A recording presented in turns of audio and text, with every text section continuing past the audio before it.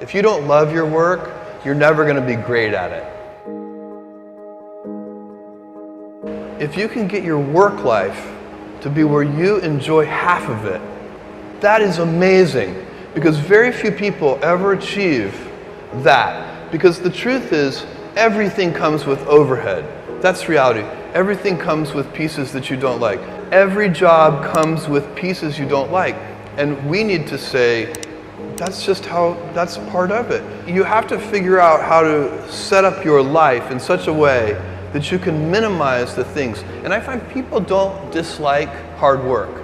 What people dislike is being out of control. Like, they can't control their life, they can't control their environment. This happens to me when I get overscheduled. I hate being overscheduled. I want some time to be able to think and free myself. We all have the same amount of time in the world. Nobody has more time than anybody else.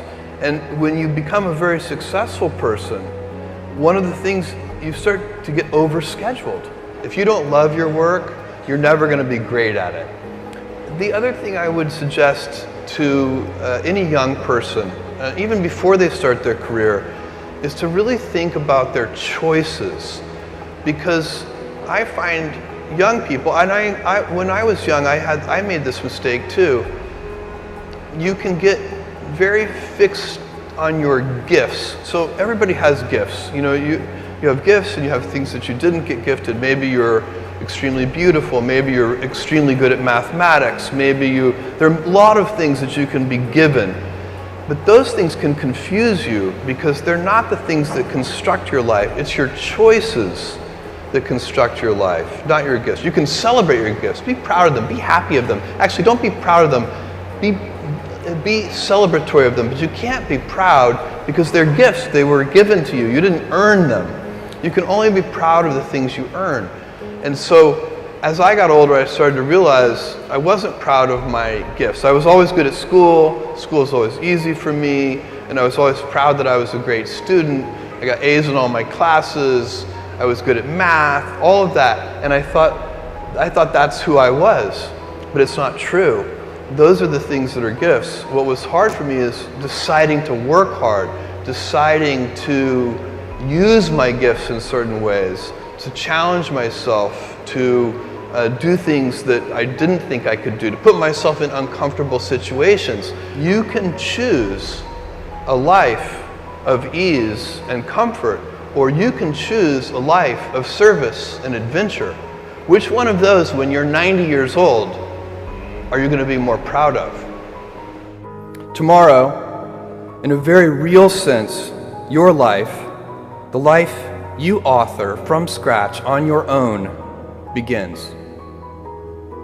How will you use your gifts? What choices will you make? Will inertia be your guide? Or will you follow your passions? Will you follow dogma, or will you be original? Will you choose a life of ease, or a life of service and adventure? Will you wilt under criticism, or will you follow your convictions?